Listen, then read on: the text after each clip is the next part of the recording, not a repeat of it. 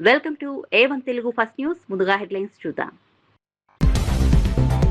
Popcorn సాగుతో రైతులకు అధిక ఆదాయం వస్తుందన్న సీఎం. వ్యవసాయానికి విలువ జోడిస్తే అధిక ఆదాయం వస్తుందన్న చంద్రబాబు. పంటల ఎంపికలో మార్కెట్ డిమాండ్ చూడాలన్న చంద్రబాబు. ఫుడ్ ప్రాసెసింగ్ రైతులకు మరిన్ని అవకాశాలు ఇస్తాయని వ్యాఖ్య. స్మార్ట్ మీటర్లతో పేదల సబ్సిడీ ఎత్తేయాలని కుట్రన్న కవిత. పేదలక పెద్దలక రేవంత్ సర్కార్ అంటూ కవిత ఫైర్. స్మార్ట్ మీటర్ల నిర్ణయాన్ని ప్రభుత్వం వెనక్కు తీసుకోవాలన్న కవిత. కార్పొరేట్ల కోసం పేదలపై విద్యుత్ భారం మోపుతున్నారన్న కవిత. 30 లక్షల అప్పుతో అమెరికా వెళ్లా కష్టపడి ఎదిగానన్న పెమ్మసాని. ఆర్థిక ఇబ్బందులు ఎదురైనా లక్ష్యాన్ని వదలొద్దన్న పెమ్మసాని. షార్ట్ కట్ కాదు, కష్టమే విజయానికి మార్గమన్న పెమ్మసాని. చదువుతో పాటు వ్యక్తిత్వ వికాసానికి ప్రాధాన్యత ఇవ్వాలని వ్యాఖ్య. ఫీజు బకాయిల విడుదలకు బీజేపీ నిరాహార దీక్ష చేపట్టిందన్న రామచంద్రరావు. విద్యార్థులపై ఆర్థిక భారం మోపొద్దన్న రామచంద్రరావు. ఫీజు రీయింబర్స్మెంట్ బకాయిలు వెంటనే విడుదల చేయాలని వ్యాఖ్య. ఫీజు బకాయిలపై బీజేపీ పోరాటం కొనసాగుతుందని వెల్లడి.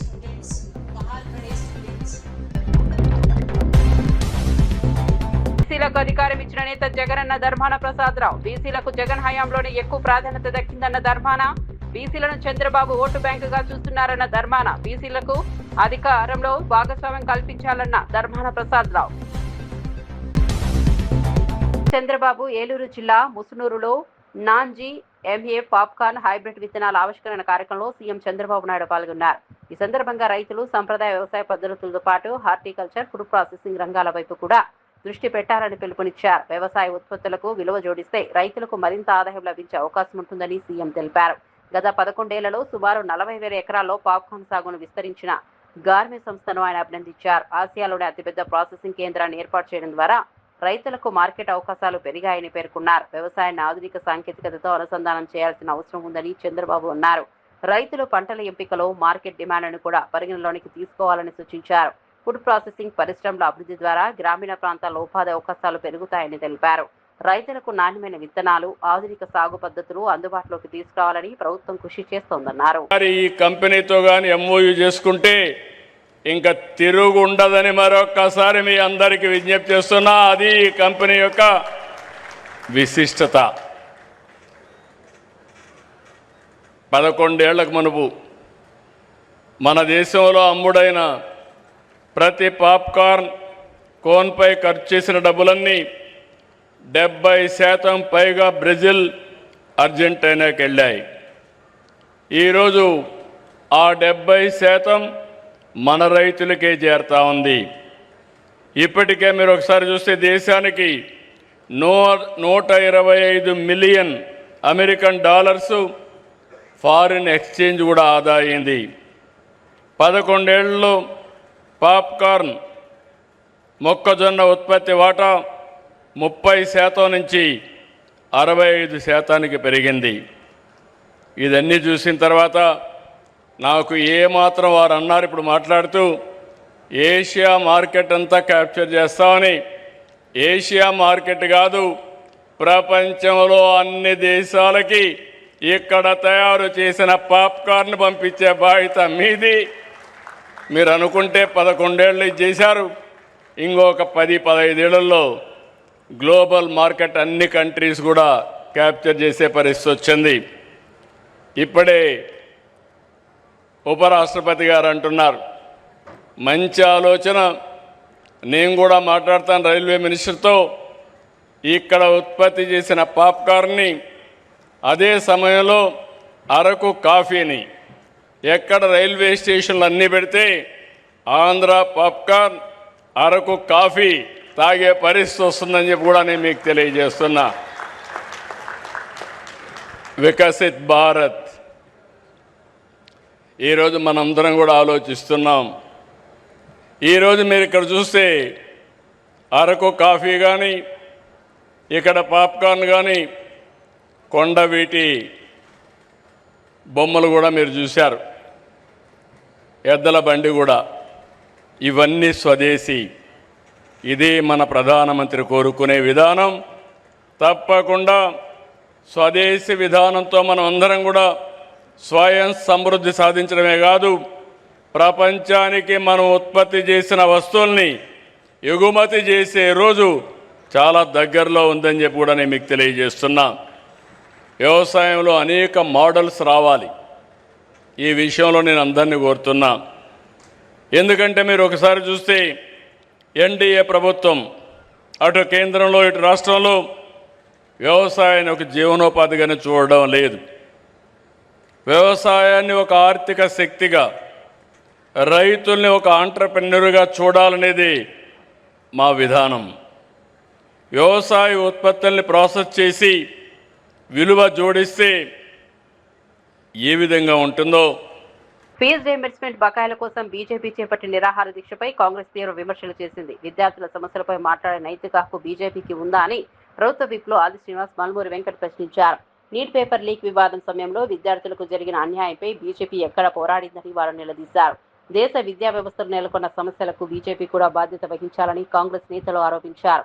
తెలంగాణలో ఫీజు రీయింబర్స్మెంట్ బకాయిలపై ప్రభుత్వం చర్యలు తీసుకుంటోందని, ఈ అంశాన్ని రాజకీయ ప్రయోజనాల కోసం బీజేపీ ఉపయోగించుకుంటోందని విమర్శించారు. అదే సమయంలో సీఎం రేవంత్ రెడ్డి ప్రతిపాదించిన అమెరికా పర్యటనకు అనుమతి ఎందుకు రాలేదో తెలంగాణ బీజేపీ నాయకులు స్పష్టం చేయాలని కాంగ్రెస్ నేతలు డిమాండ్ చేశారు. విద్యార్థుల సమస్యలపై రాజకీయ విమర్శలకు బదులుగా పరిష్కారం కోసం కూడా కలిసి పనిచేయాలని సూచించారు. ఫీజు రీయింబర్స్మెంట్ విషయంలో ప్రభుత్వం విద్యార్థుల ప్రయోజనాలను దృష్టిలో పెట్టుకుని చర్యలు తీసుకుంటోందని తెలిపారు.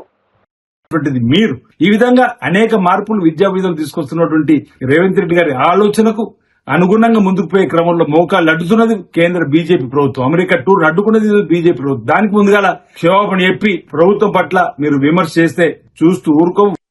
రామచంద్రరావు తెలంగాణలో పెండింగ్ లో ఉన్న విద్యార్థుల ఫీజు రీయింబర్స్మెంట్ బకాయిలను వెంటనే విడుదల చేయాలని డిమాండ్ చేస్తూ బీజేపీ చేపట్టిన నిరాహార దీక్షలో పార్టీ రాష్ట్ర అధ్యక్షుడు రామచంద్రరావు పాల్గొన్నారు. ఫీజుల బకాయి బీజేపీ లడాయి పేరుతో చేపట్టిన ఈ కార్యక్రమంలో పార్టీ నాయకులు, కార్యకర్తలు పాల్గొంటున్నారు. విద్యార్థుల ఫీజు రీయింబర్స్మెంట్ నిధులు విడుదల కాకపోవడంతో ఉన్నత విద్యను కొనసాగిస్తున్న విద్యార్థులు ఇబ్బందులు ఎదుర్కొంటున్నారని బీజేపీ నేతలు తెలిపారు. కళాశాలలకు బకాయిలు చెల్లించకపోవడంతో విద్యార్థులపై అదనపు భారం ఆర్థిక పడుతోందని ఆరోపించారు. ప్రభుత్వం వెంటనే పెండింగ్ నిధులను విడుదల చేసి విద్యార్థులకు న్యాయం చేయాలని రామచంద్రరావు డిమాండ్ చేశారు. విద్యార్థుల భవిష్యత్తును దృష్టిలో ఉంచుకుని ప్రభుత్వం స్పష్టమైన కార్యాచరణ ప్రకటించాలని కోరారు. ఫీజు రీయింబర్స్మెంట్ పథకం ద్వారా పేద, మధ్యతరగతి కుటుంబాల విద్యార్థులకు ఉన్నత విద్య అందుబాటులోకి వస్తుందని చెప్పారు.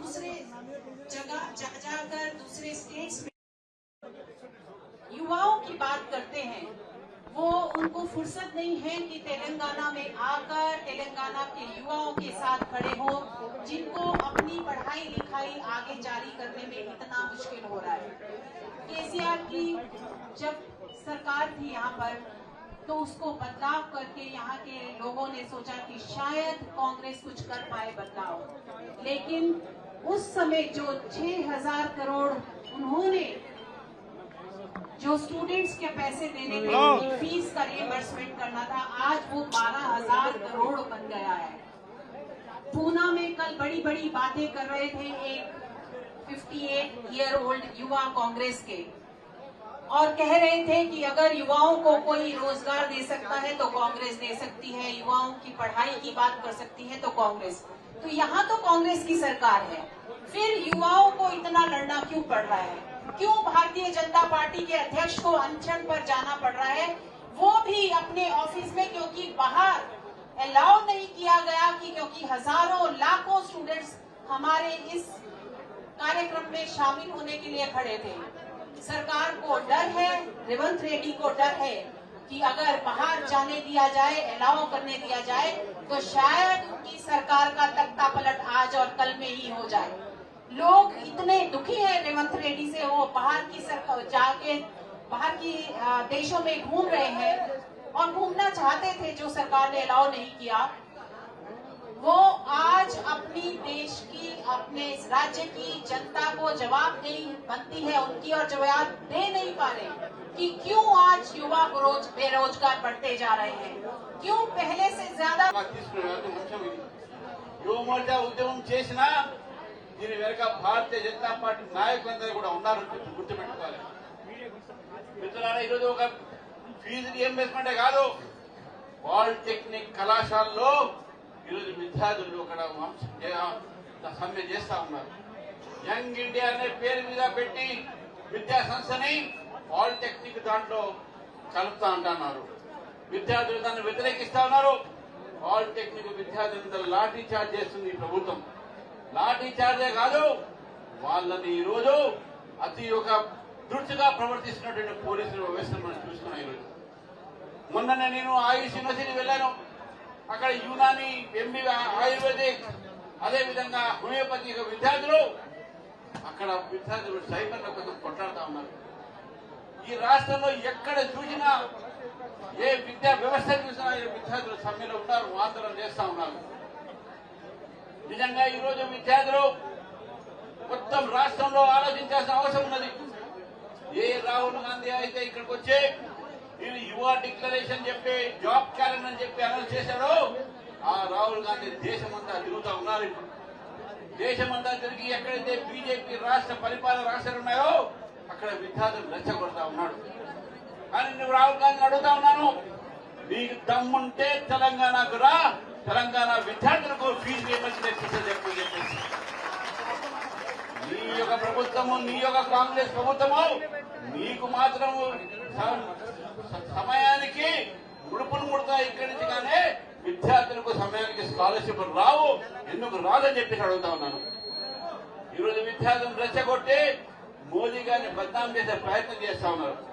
ఒక్కసారి గుర్తుపెట్టుకోవాలి, రాహుల్ గాంధీ మీ యొక్క ప్రభుత్వంలో మన్మోహన్ సింగ్ గారి 10 సంవత్సరాల పరిపాలించేటువంటి సమయంలో, మీ తల్లి గారు వారిని నడిపించిన సమయంలో ఈ యొక్క దేశంలో వేలాది కోట్లాది రూపాయల కుంభకోణం జరిగింది.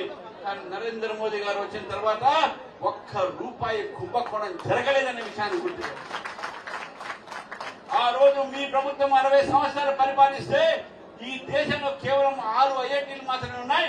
ఇప్పుడు 20 ఐఐటీలు వచ్చినాయి, 20 ఎన్ఐటీలు వచ్చినాయి, 20 ఐఎంలు వచ్చినాయి, 20 ఎయిమ్స్ వచ్చినాయి. ఈ దేశంలో మీ ఎప్పుడు ఎందుకు రాలేదని చెప్పేసి కాంగ్రెస్ పార్టీ ప్రస్తావిస్తాను, అడుగుతా ఉన్నాను, ప్రశ్నిస్తా ఉన్నాను.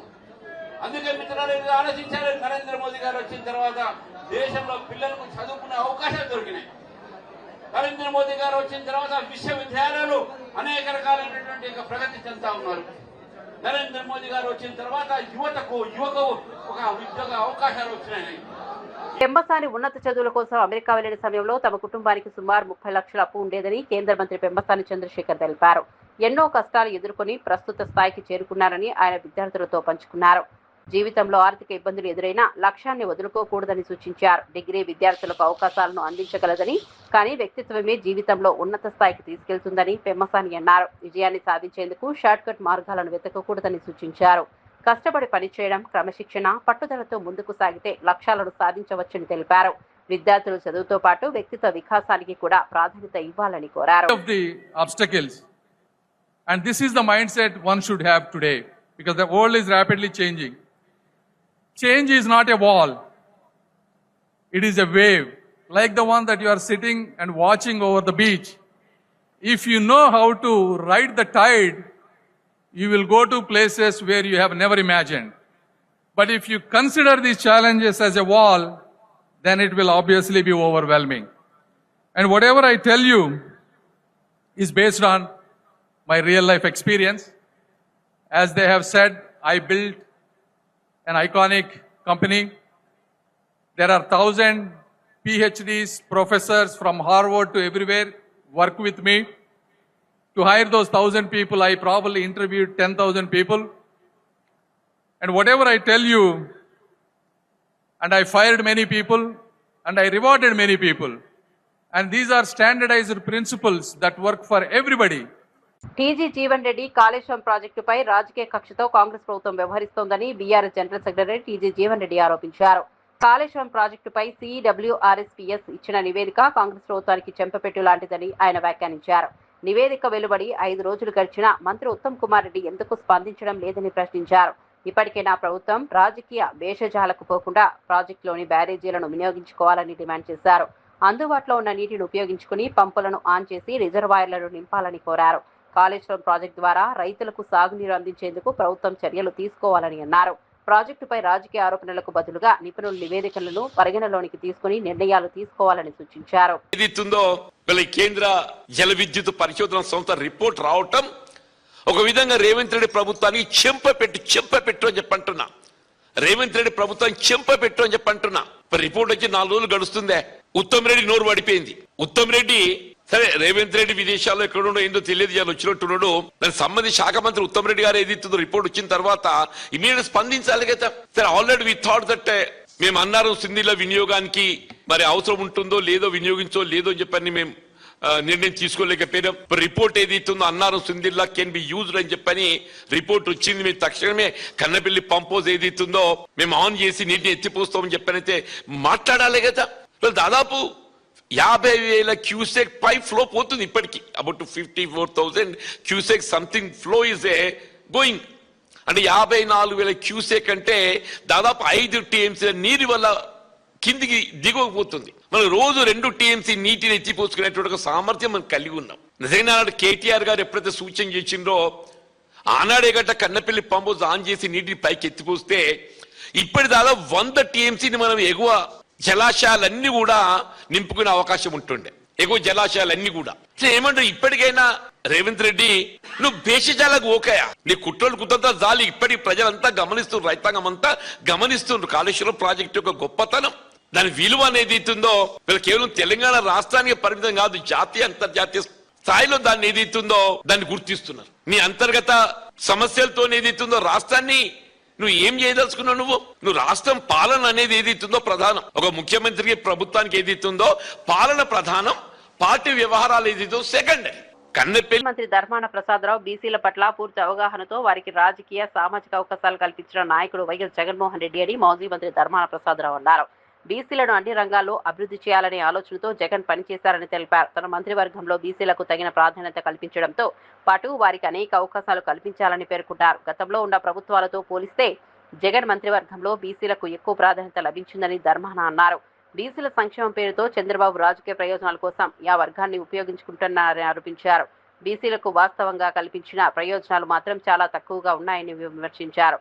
సామాజిక న్యాయం అంటే కేవలం మాటల్లో చెప్పడం కాకుండా అధికారంలో భాగస్వామ్యం కల్పించడమేనని అన్నారు. సమావేశం ఏర్పాటు చేయడం జరిగింది. అది ఉన్నతమైన బ్యాక్వర్డ్ క్లాస్ సమావేశం. ఇది మన రాష్ట్ర పరిస్థితులు చూస్తే 76, 77 వరకు మనకు బ్యాక్వర్డ్ క్లాసెస్ రిజర్వేషన్స్ అనేవి లేవు. దేశంలో కాన్స్టిట్యూషనల్ అమెండ్మెంట్ చేసి 52 తర్వాత ఒక కమిషన్ ఏర్పాటు చేసి 55లో ఫస్ట్ కమిషన్ రిపోర్ట్ దేశవ్యాప్తంగా వచ్చిన ఆ చట్టంలో రాష్ట్రాలు బీసీ కమిషన్స్ ఏర్పాటు చేసుకోమని వర్గాలను గుర్తించమని ఆ సవరణ మనకి అధికారం ఇచ్చిన ఆంధ్రప్రదేశ్లో 53 నుంచి 76 వరకు ఎన్నో ఒడిదుడుకులలోనే ఆఖరికి 76, 77 వరకు అసలు రిజర్వేషన్సే బ్యాక్వర్డ్ క్లాస్కి అమలు కాలే. అంటే దేశంలో ఇతర రాష్ట్రాల్లో బ్యాక్వర్డ్ క్లాసెస్ పొందినటువంటి ప్రయోజనాలు కూడా ఈ రాష్ట్రంలో బ్యాక్వర్డ్ క్లాసెస్ పొందలే. అప్పుడే ఇంకో 10 సంవత్సరాల ముందు వచ్చి ఉంటే మరొక తరంలో చాలామంది ఇంకా స్థిరపడి ఉండేవాళ్ళు.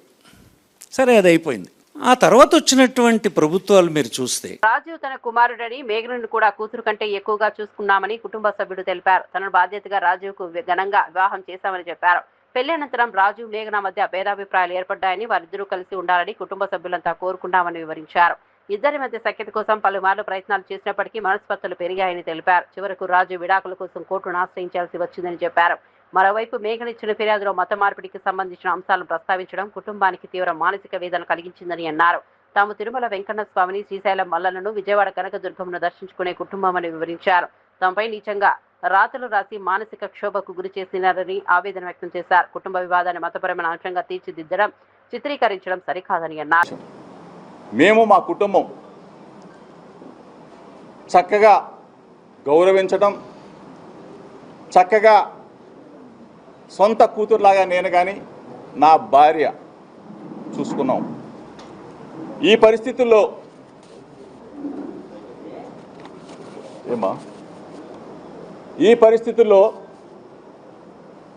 వాళ్ళ మధ్యన విభేదాలకి ఆ తర్వాత రాజీవ్ డైవర్షన్ పిటిషన్ ఇవ్వటం, ఆ తర్వాత మా మీద కంప్లైంట్ ఇవ్వటం కూడా జరిగింది. అంటే యావత్ కుటుంబం మొత్తం కూడా 11 మంది మీద ఎఫ్ఐఆర్ నమోదు చేయడం కూడా జరిగింది. దీనికి సంబంధించి పచ్చని కుటుంబం, మంచి కుటుంబం, ఒక పొరపచ్చం. ఈ క్రమంలో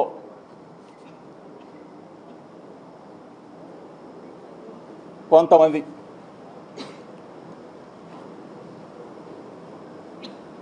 ఆ కంప్లైంట్ దరిమేళ ఈరోజు నెల రోజులు అవుతా ఉంది. యాంటిసిపేట్ బెయిల్ తీసుకున్నాం. కొన్ని కోర్టు పరిధి దాటి మాట్లాడటం భావ్యం కాదు కాబట్టి దయచేసి మీడియా మిత్రులకు చెప్తా ఉన్నాం, నెల రోజులుగా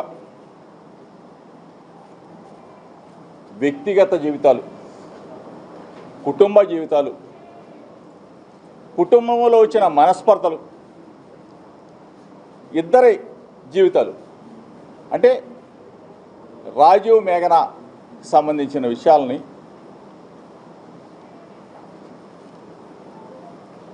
ఎంత అడ్డగోలుగా మనసుని క్షోభ కలిగించే విధంగా, మానసికంగా చంపేసే విధంగా కొన్ని, అందరినీ అంటలా దయచేసి, కొన్ని మీడియా ఛానల్స్, కొన్ని పనిగట్టుకొని యూట్యూబ్ ఛానల్స్ నెల రోజుల పాటు మా కుటుంబం మీద విజయసాయి హిందూ మతాన్ని కించపరిచే చర్యలను అడ్డుకుంటానని మాజీ ఎంపీ విజయసాయిరెడ్డి స్పష్టం చేశారు. హిందువులను బలవంతంగా ఇతర మతాల్లోకి మార్చే ప్రయత్నాలను ఎట్టి పరిస్థితుల్లోనూ సహించబోమని అన్నారు. హిందూ సంప్రదాయాలకు భంగం కలిగించే చర్యలపై కూడా తాను స్పందిస్తానని తెలిపారు. కేంద్రంలో బీజేపీ, ఆర్ఎస్ఎస్ బలవంతపు మత మార్పిడులకు వ్యతిరేకంగా పోరాడుతున్నామని చెబుతున్నప్పటికీ రాష్ట్రంలోని ఎన్డీఏ కూటమి నాయకత్వం ఈ అంశంపై ఎందుకు స్పందించడం లేదని ప్రశ్నించారు. పదవులు కాపాడుకోవడం కోసమే మౌనంగా ఉంటున్నారా అని నిలదీశారు. రాష్ట్రంలో ఎక్కడ అన్యాయం జరిగినా తాను ప్రశ్నిస్తానని విజయసాయిరెడ్డి అన్నారు. తాను 2014 నుంచి 2024 వరకు ముఖ్యమంత్రి పదవిలో లేనని గుర్తు చేశారు. అధికారంలోకి వస్తే రౌడీయిజం, అత్యాచారాలు, సంఘ వ్యతిరేక కార్యకలాపాలను కఠినంగా అణిచివేస్తామని చెప్పారు.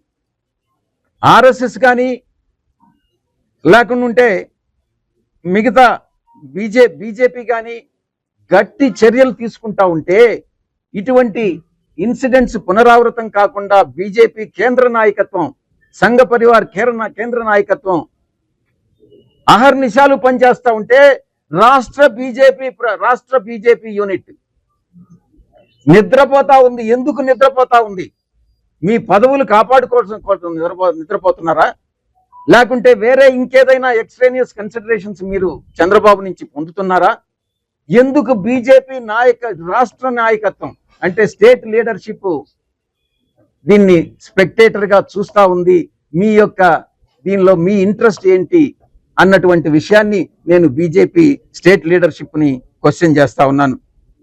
ఇక రాష్ట్రంలో చివరిగా నేను ఒక్కటే చెప్పదలుచుకున్నా, ఎవరికి ఏ అన్యాయం జరిగినా కూడా, ఎక్కడ ఏ అన్యాయం, ఎటువంటి అన్యాయాలు ఎక్కడ ఏం జరిగినా కూడా విజయసాయిరెడ్డి అనేటటువంటి వ్యక్తి ముందుంటాడు, ఈ అన్యాయాలని ఖండిస్తాడు, వీటి మీద ఉద్యమిస్తాము అన్నటువంటి విషయాన్ని ఈ సందర్భంగా నేను తెలియజేసుకుంటా ఉన్నా. మీరు ఒక ప్రశ్న అడగొచ్చు, గతంలో 2014 నుంచి 2024 వరకు మీరేం చేశారు అని నన్ను అడగొచ్చు. నేను కాదు ముఖ్యమంత్రి, నేను అధికారంలో లేను. వినోద్ జీవో 97తో పాలిటెక్నిక్ విద్యా వ్యవస్థను ప్రభుత్వం గందరగోళంలోకి నెట్టిందని మాజీ ఎంపీ వినోద్ కుమార్ ఆరోపించారు.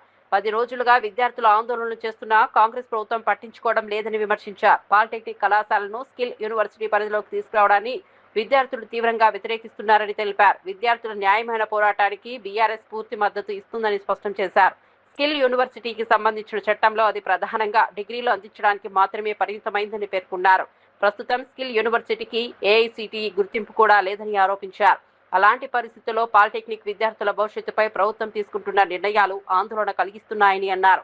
విద్యార్థులు పాలిటెక్నిక్ పూర్తి చేసిన తర్వాత ఉన్నత విద్యకు వెళ్లేందుకు ఉన్న మార్గాలను ప్రభుత్వం కాపాడాలని డిమాండ్ చేశారు. ఆ డిపార్ట్మెంట్ ని నామకరణం చేశారు, అంటే రీనేమ్ చేశారు. ఉన్న పేరుని మార్చేసి ఈ పేరు పెట్టారు. పెట్టి దీన్ని మరి డిపార్ట్మెంట్ ఆఫ్ లేబరు ఎడ్యుకేషన్ కాకుండా యంగ్ ఇండియా స్కిల్స్ యూనివర్సిటీ ఏదైతే YSU మన ముఖ్యమంత్రి రేవంత్ రెడ్డి గారి మదిలో ఉన్నటువంటి ఆలోచన ఒక స్కిల్ యూనివర్సిటీ పెట్టాలని. మంచిదే, పెట్టడంలో తప్పేం లేదు. అది దాదాపు 2 సంవత్సరాల పెట్టి కూడా దానికి ఇవి అఫిలియేట్ చేశాడు. నెంబర్ 2 పాయింట్, థర్డ్ పాయింట్ ఏం చేశాడు, all industrial training institutes ITIs ఉన్నాయి, అడ్వాన్స్ టెక్నాలజీ సెంటర్స్ ATCs, వీటన్నిటిని కూడా ఈ స్కిల్ యూనివర్సిటీకి అఫిలియేట్ చేశాడు. తర్వాత fourth point, all polytechnic colleges shall be brought under young India skills university framework and ecosystem అన్నాడు. ఈ ఫోర్త్ పాయింట్ మాత్రమే ఈ విద్యార్థులందరూ కూడా ఆబ్జెక్ట్ చేస్తున్నారు. ఈ మూడు నువ్వు ITS ని, అడ్వాన్స్ స్కిల్ సెంటర్స్ ని స్కిల్ యూనివర్సిటీకి పరిధిలో తెచ్చుకున్నా మాకేం అభ్యంతరం లేదు, కానీ మా పాలిటెక్నిక్ కాలేజెస్ ని మీరు ఈ స్కిల్ యూనివర్సిటీకి అఫిలియేషన్ చేయడం కరెక్ట్ కాదు అనేది వాళ్ళ అభిప్రాయం. గత 10 రోజుల నుంచి పెద్ద ఎత్తున నిరసనలు తెలియజేస్తున్నారు. అయితే ఒక బాధ్యతాయుతమైనటువంటి ఒక రాజకీయ పార్టీ తరఫున, మా పార్టీ BRS తరఫున మేము కొంచెం దీన్ని క్షుణ్ణంగా లోతుగా మేము ఆలోచన చేయడం జరిగింది.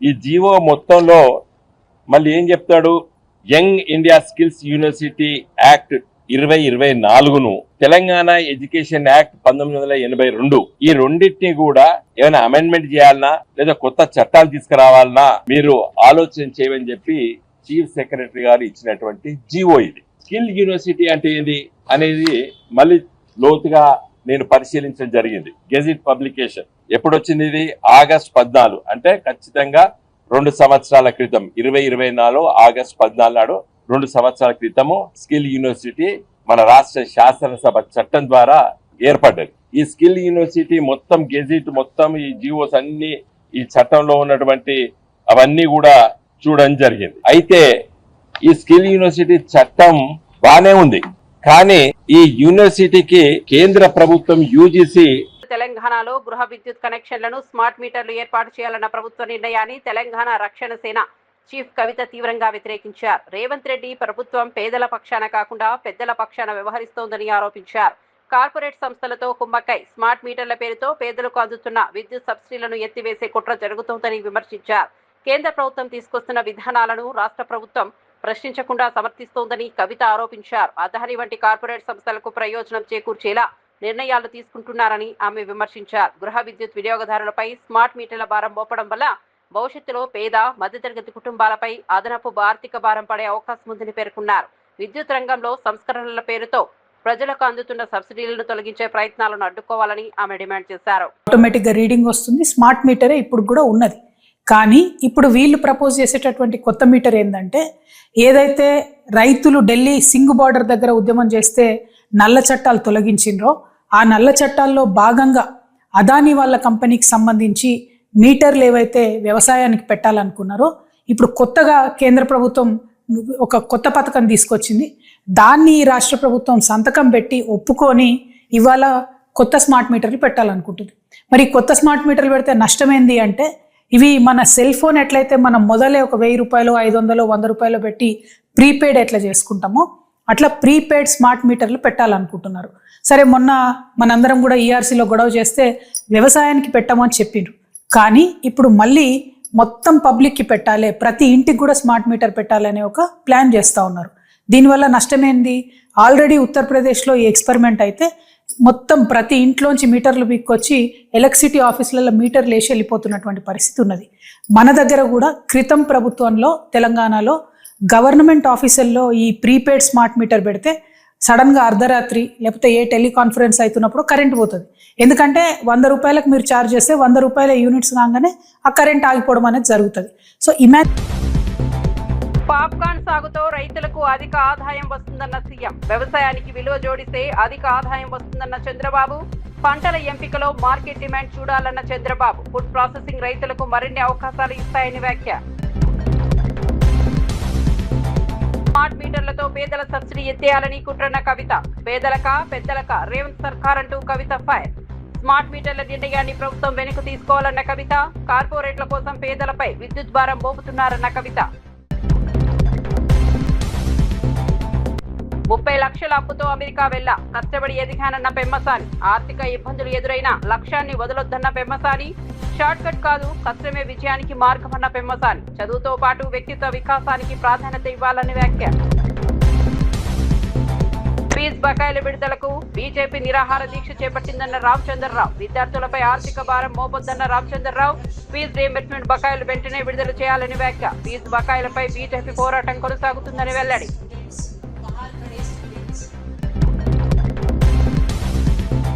బీసీలకు అధికారం ఇచ్చిన నేత జగనన్న ధర్మాన ప్రసాదరావు. బీసీలకు జగన్ హయాంలోనే ఎక్కువ ప్రాధాన్యత దక్కిందన్న ధర్మాన. బీసీలను చంద్రబాబు ఓటు బ్యాంకుగా చూస్తున్నారన్న ధర్మాన. బీసీలకు అధికారంలో భాగస్వామ్యం కల్పించాలన్న ధర్మాన ప్రసాదరావు. మరిన్ని అప్డేట్స్ కోసం చూస్తూనే ఉండండి